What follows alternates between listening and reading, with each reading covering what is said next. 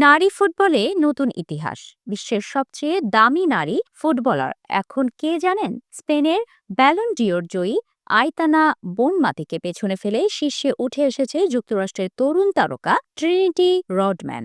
Washington স্পিরিটের সঙ্গে ৩ বছরের নতুন চুক্তিতে সই করেছেন ট্রিনিটি রডম্যান। এই চুক্তির মেয়াদ ২০২৮ সাল পর্যন্ত। আন্তর্জাতিক সংবাদ মাধ্যম আল জাজিরার তথ্য মতে বোনাস সহ বছরে তিনি আয় করবেন $২০ লাখ, বাংলাদেশি মুদ্রায় প্রায় ২৪ কোটি ৪৬ লাখ। এই চুক্তির মাধ্যমে টানা ৩ বারের ব্যালন ডিওর জয়ী আয়তানা বোনমাতিকেও ছাড়িয়ে গেলেন ট্রিনিটি।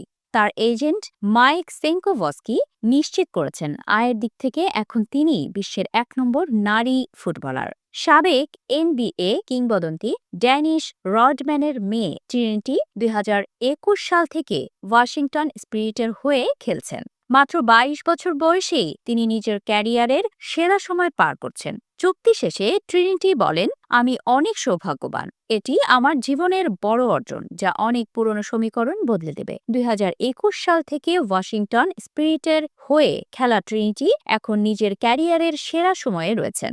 এই বিপুল অঙ্কের চুক্তি কেবল তার ব্যক্তিগত সাফল্য নয়, বরং বিশ্বজুড়ে নারী ফুটবলের ক্রমবর্ধমান জনপ্রিয়তারই প্রতিফলন।